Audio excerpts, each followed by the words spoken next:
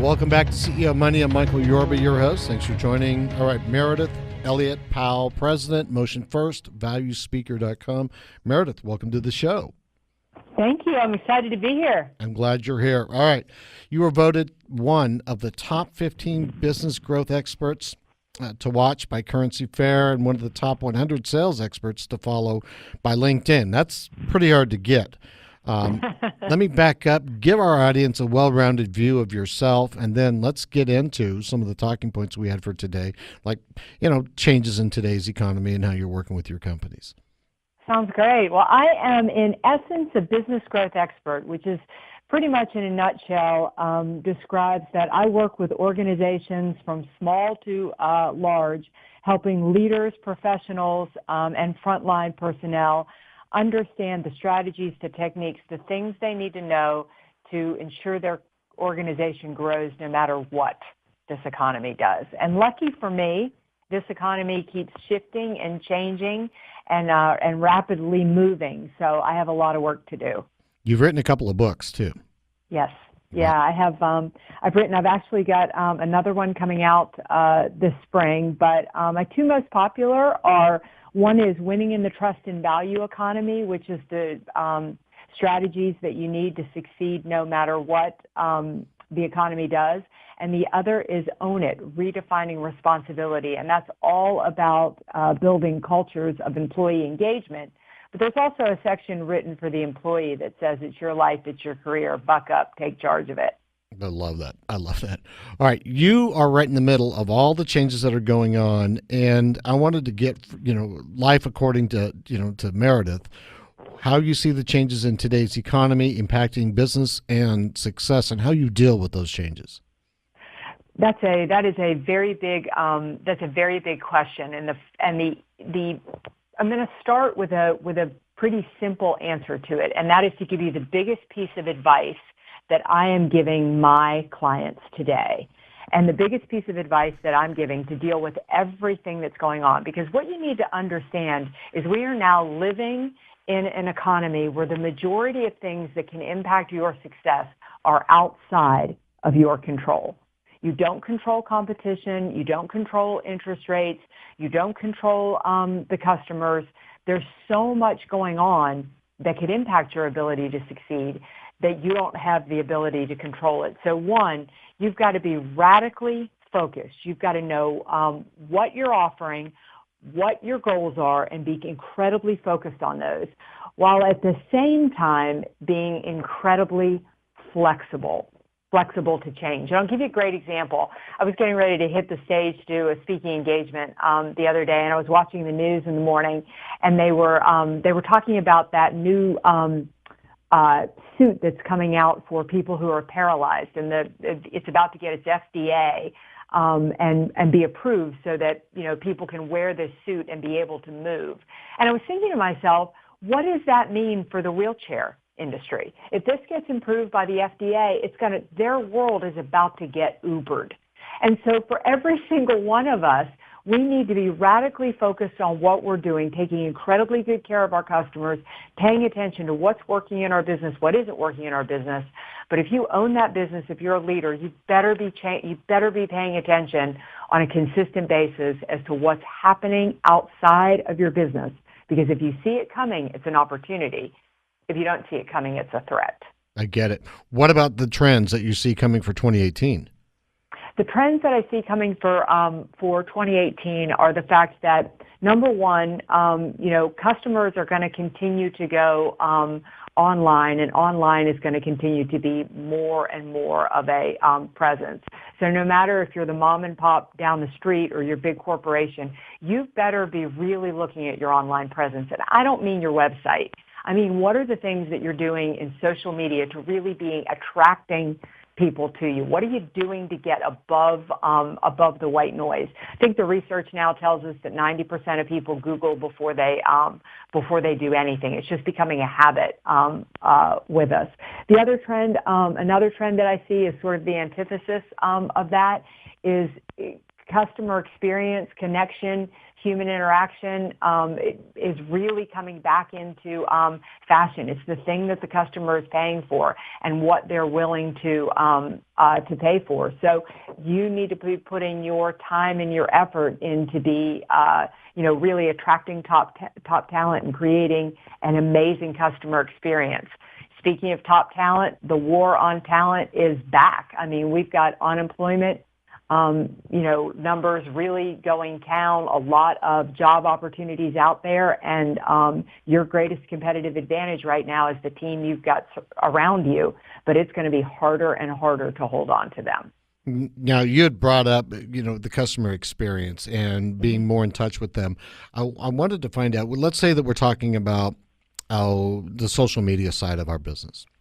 Mm-hmm. Does that mean reaching out, instead of just saying, here's our prices, here's our products, does that mean reaching out to them through social media and actually trying to make friends with your customers versus the old-fashioned way?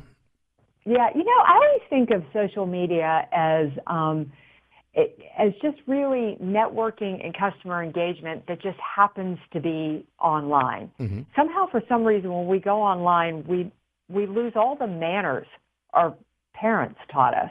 And you wouldn't walk into a room full of people and just start talking all about yourself.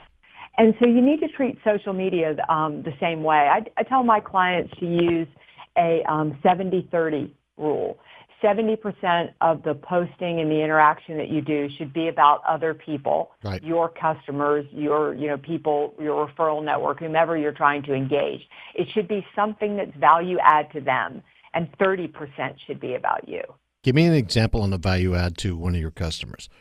Yeah, so I just had this pop up this morning. I was on LinkedIn, and a big client of mine won an award. So they had announced it on LinkedIn. So I took it and I announced it on my LinkedIn page, tagged some other people that I knew would be beneficial to them, tagged them in general, but I shared it. Now, I get 2 kudos for that. 1, I stay visible with them. But number 2, I stayed visible in a way with them that emotionally tied them to me. Okay, I got it. So you need to interact. We need to interact more with the people we're doing business with versus just sell them something and make sure that they're happy with the product. We need to actually help them grow their business through whatever means that we have available. That's what I'm hearing. So another trend is that business grows from the inside out now. Okay.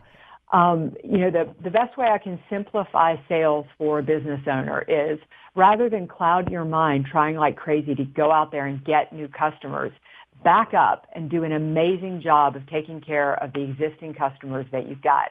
And that means continuing to build relationship after the sale, to continuing to be engaged, because your business grows on word of mouth.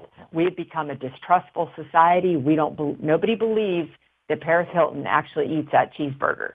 We don't believe advertising anymore. And so your customers out talking and spreading the word about you is one of the best ways that you can promote your business. And to use the example I just gave you, I just shared my client's award they got. I guarantee that when I put something on LinkedIn that is about me, I have clients that'll share it. And that's gold in this economy. I got it. All right, we need to take a break, but I have more questions for you on the other side, all right? Mm-hmm. We'll be right back with Meridith Elliott Powell, President, MotionFirst, valuespeaker.com. You've been listening to CEO Money with Michael Yorba. We'll be right back.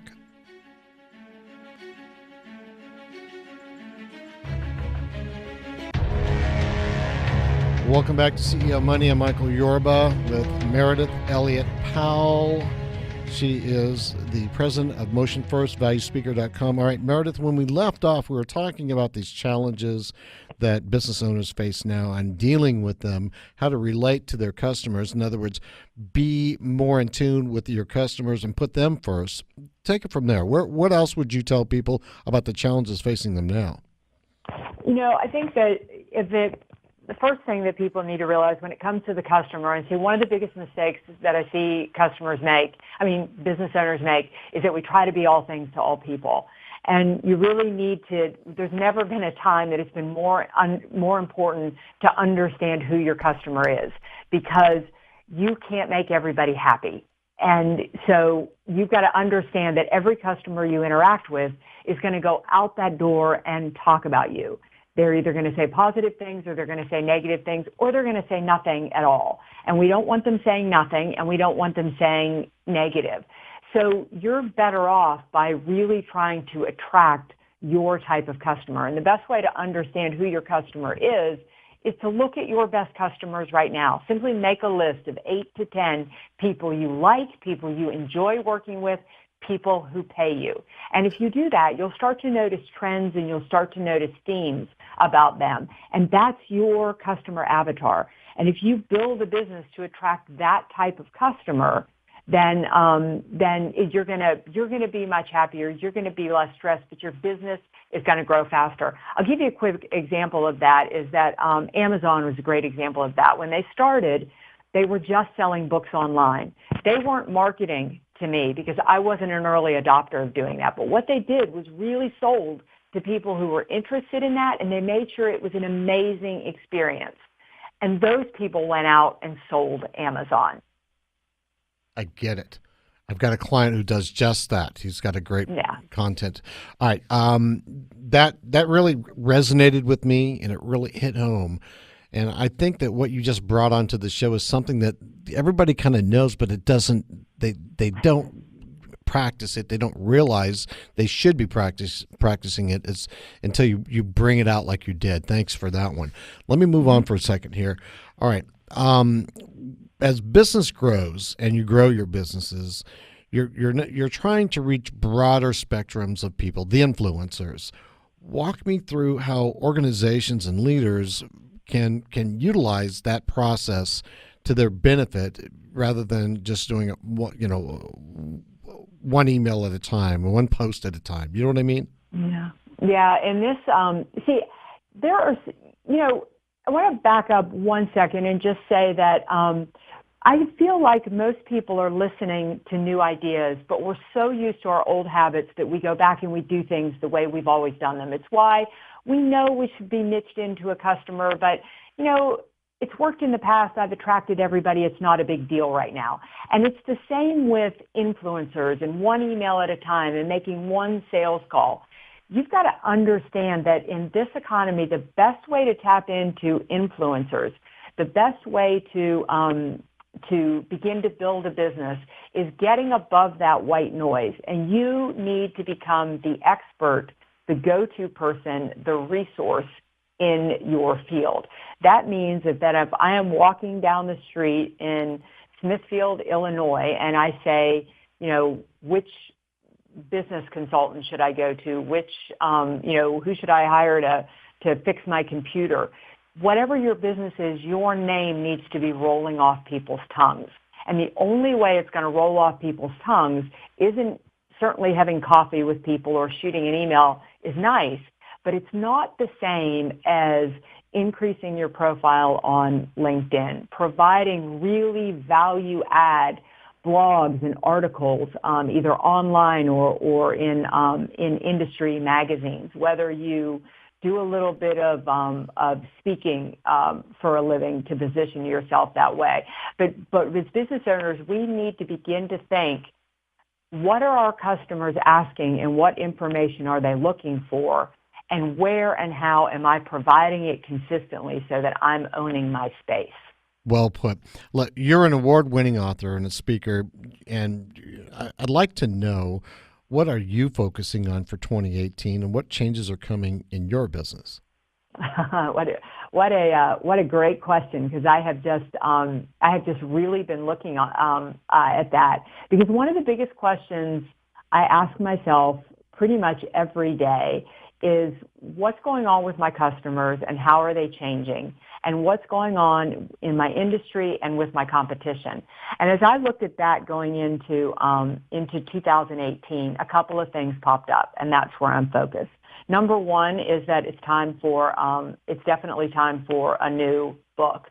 I was getting a lot of burning questions on certain issues, and so that's first for me. The second is coming right behind that is finding more avenues to get my content out.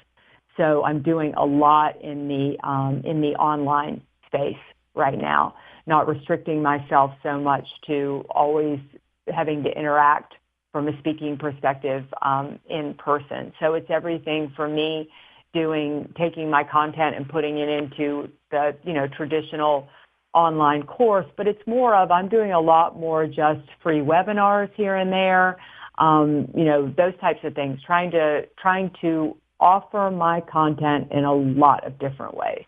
Got it. We've got to run, but I want to have you back so we can talk some more. I would love that. Thank you so much. Thanks, Meridith. All right, Meridith Elliott Powell, President, MotionFirst, valuespeaker.com. You've been listening to CEO Money with Michael Yorba.